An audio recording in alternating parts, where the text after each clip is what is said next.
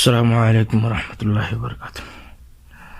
الحمد للہ رب العالمین والصلاة والسلام علی رسولہ الکریم نبینا محمد وعلی آلہ وصحبہ اجمعین، ثم اما بعد۔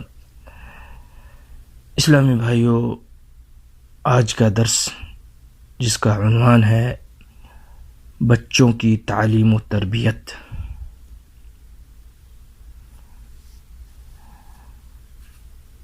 برادران اسلام،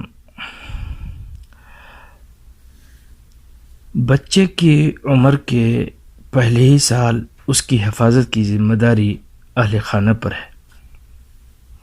بچوں کو جہاں اچھی باتوں کا درس دیا جائے، وہاں انہیں خطرناک چیزوں سے بچنے کی تعلیم بھی دی جائے، انہیں لطیف انداز میں سمجھایا جائے کہ وہ چولہے کے پاس یا ہیٹر یا گرم برتن کو چھو کر خود کو نقصان نہ پہنچائے یا جل نہ جائے۔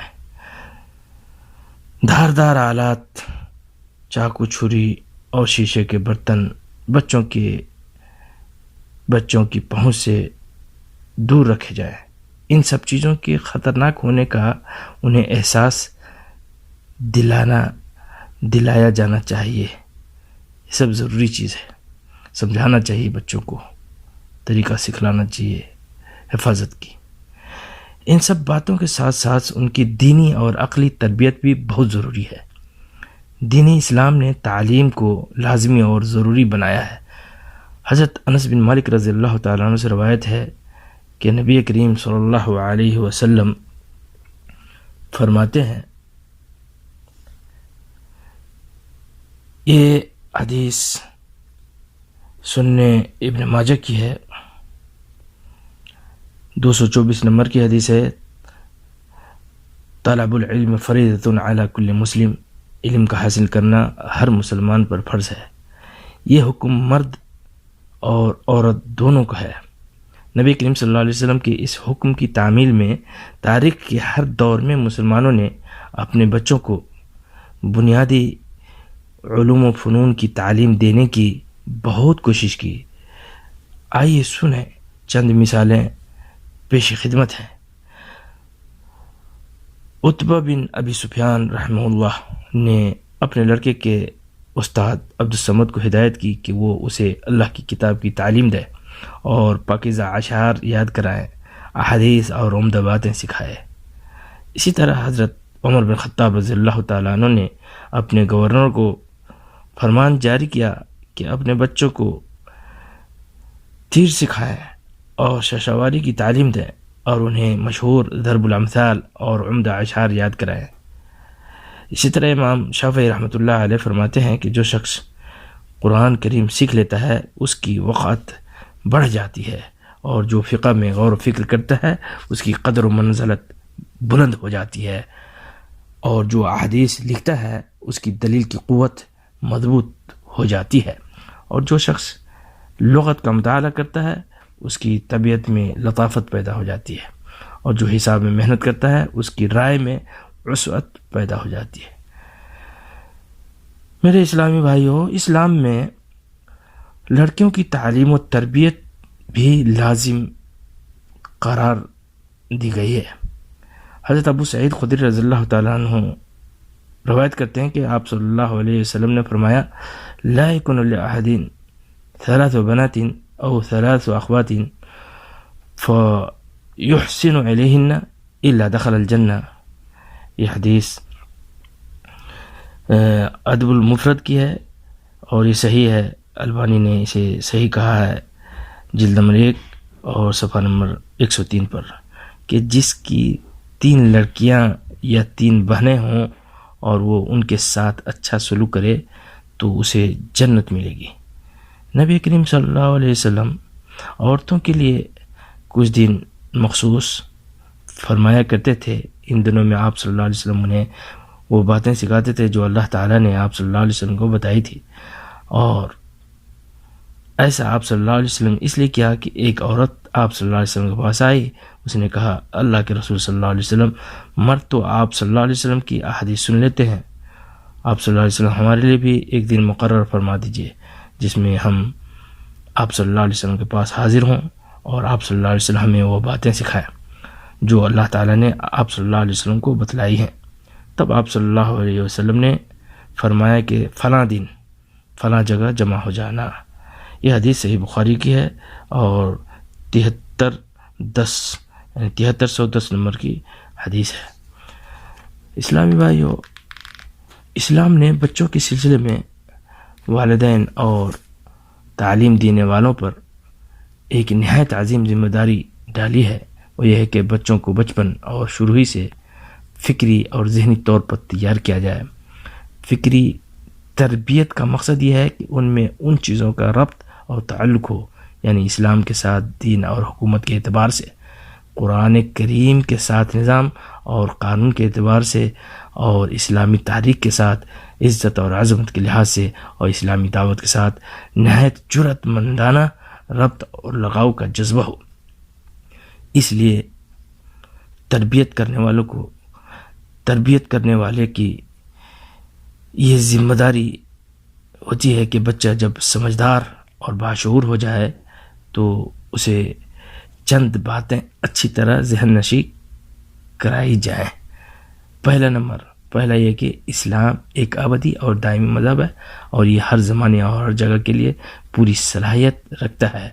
دوسرا یہ کہ ہمارے آبا و اجداد، باپ دادا کو اسلام نے طاقت دی اور عزت بخشی تھی، اس لیے کہ انہوں نے قرآن کریم اور اس کے احکام کو کلی طور پر اپنایا تھا۔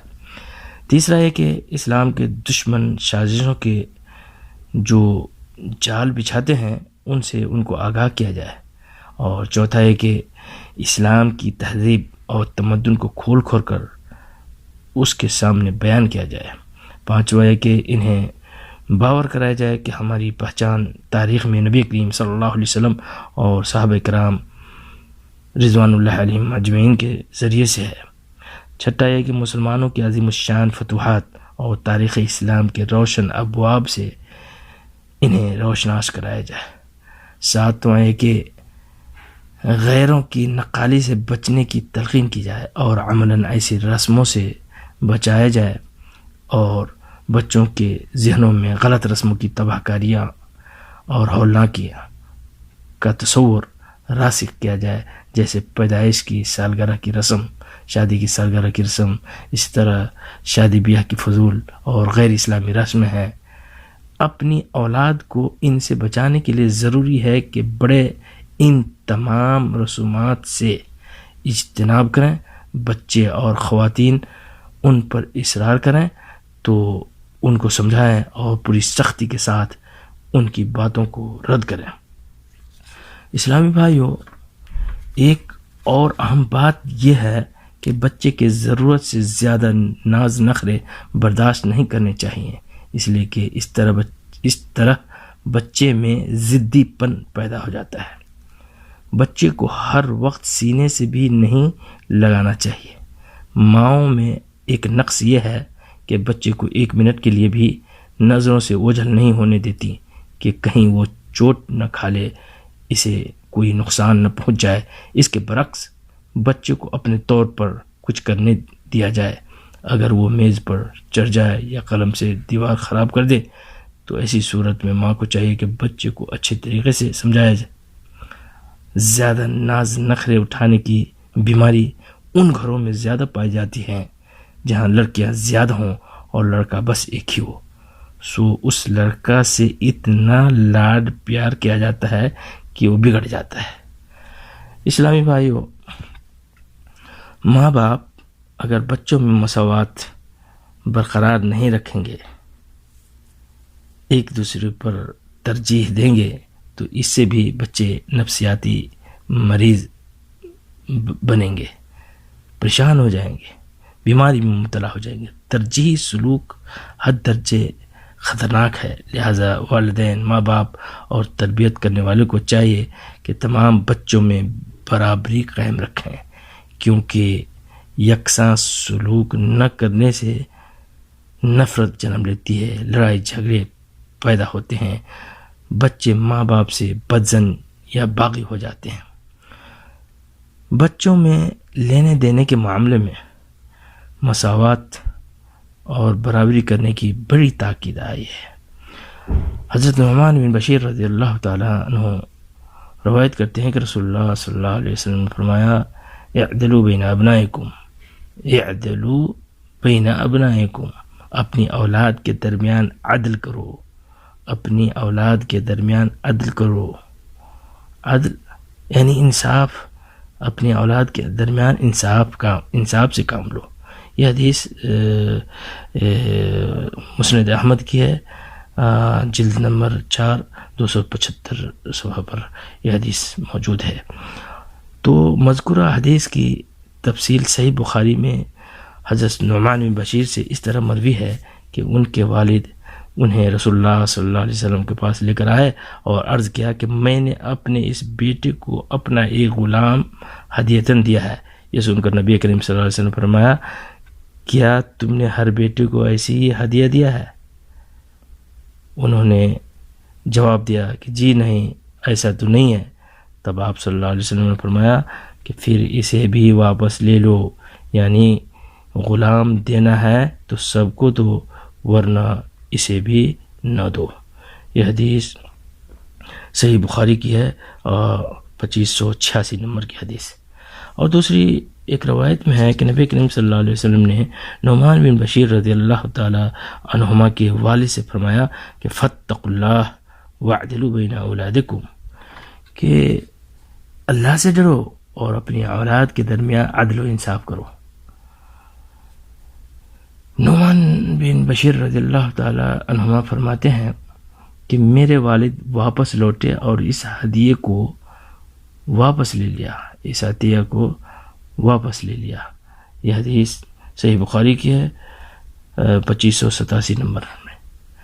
ان مثالوں سے یہ بات کھل کر سامنے آ جاتی ہے کہ اولاد میں عدل و انصاف، مساوات اور محبت میں برابری کرنی چاہیے تاکہ ان میں کسی قسم کی تفریق پیدا نہ ہو، ظلم زیادتی سے کام نہیں لینا جائے.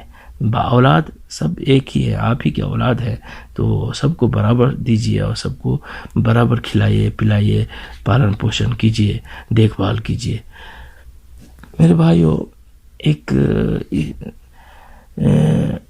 قصہ سناتا ہوں، سچا واقعہ ہے، گاؤں گھر کا ہے، اور یہ گاؤں گھر میں بہت مشکل ہوتا ہے.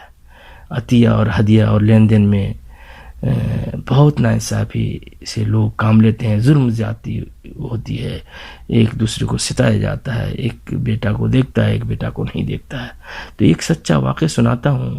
ایک گاؤں میں ایک غریب لڑکا تھا. وہ لڑکا روزی روٹی کی تلاش میں ملک عرب چلا گیا کمانے کے لیے. محنت و مشقت سے روپے پیسے کمایا اور اللہ تعالیٰ نے اس غریب کی مدد فرمایا، مال و دولت سے اللہ تعالیٰ نے اسے نوازا. یہ لڑکا باپ کا بڑا بیٹا تھا. جو بھی اس نے کمایا زمین جائیداد سب اپنے باپ کو دے دیا، اور یہ بیٹا کہتا ہے کہ ابا محترم، یہ سارے روپے، یہ مال دولت، زمین جائیداد، گھر مکان، یہ سب آپ لیجئے اور ہمارے سارے بھائیوں میں برابر کی تقسیم کر دیجئے. ہمارے چھوٹے چھوٹے بھائی ہیں، سب کو دیجئے، ہم کو بھی دیجئے اور سب کو دیجئے، برابر سب کو دے دیجئے. ابا جان خوش ہو کر اپنے بیٹوں میں اس زمین جائیداد کو برابر تقسیم کر دیتے ہیں. اس بڑے بیٹے کو بھی اتنا ہی ملا جتنا سبوں کو ملا. یہ بیٹا کما کر کے بھی دیا تھا، پھر بھی اس بیٹا کو بھی اتنا ہی ملا جتنا سب کو اس باپ نے دیا. بہرحال کوئی بات نہیں ہے، پریشان ہونے کی بات نہیں ہے، اس کو بھی برابر ملا. لیکن کچھ دنوں کے بعد شیطان نے اس باپ کو ورغلایا کہ بڑے بیٹے کو کیوں دیا حصہ؟ بڑا بیٹا کمانے والا ہے، بڑا بیٹا کماتا ہے، اس کے پاس ڈھنگ ہے، طریقہ ہے، کماتا ہے، تو اس کو کیوں دے دیا؟ شیطان کے چکر میں آ کر باپ نے غداری کی طرف میل ہو گیا اور بڑے بیٹے جس نے کما کر مال دولت دیا تھا اسی بیٹے کا گھر، زمین جائیداد باپ نے اس بیٹے سے چھین کر زبردستی دوسروں کو دے دیا اور بیچ بھی ڈالا. دیکھیے کتنا ظلم ہوتا ہے، ظلم و زیادتی. جو بیٹا مال و دولت دیا تھا اسے ہی گھر سے نکال دیا، اس بیٹے کو گھر سے بے گھر کر دیا. تو یہ ظلم باپ کی جانب سے ہوا بیٹے پر، تو ظلم کی حد ہو گئی. تو بھائیو اس سے بہت مشکل ہوتا ہے، اور تفرقہ بازی، دن رات لڑائی جھگڑا ہوتا ہے، اور مدہ مقدمہ شروع ہو گیا اور سب برباد ہو گئے، پریشان ہو گئے۔ اس لیے ماں باپ کو بھی چاہیے کہ اللہ سے ڈرے اور اپنے بیٹوں میں حق فیصلہ کرے اور انصاف سے کام لے، جو دے سبوں کو دے، برابر دے، فتنہ نہ ہوگا، فساد نہیں ہوگا، ورنہ ہمیشہ فساد ہی سے فساد، گھر معاشرہ برباد ہو جائے گا۔ ظلم کو اللہ نے حرام کیا ہے، اور مظلوم کی بد دعا فوراً قبول ہو جاتی ہے۔ غلطی کرنے والے ماں باپ، ظلم کرنے والے ماں باپ توبہ کرے، استغفار کرے، اور اپنے بیٹوں میں عطیہ ہدیہ برابر ان کی تقسیم کرے، اور سب بیٹا کو برابر دے اور سب بیٹا کو دیکھ ریکھ کرے۔ یہی انصاف ہے۔ اللہ بھی خوش اور سب اعلیٰ اولاد بھی خوش۔ اللہ خیر اور برکت فرمائے گا، آپ سے راضی ہو جائے گا۔ اللہ تعالی ہم لوگوں کو توفیق دے اور سیدھا راستہ دکھائے۔ وباللہ التوفیق، وصلی اللہ علی نبینا محمد وعلی آلہ وصحبہ وسلم۔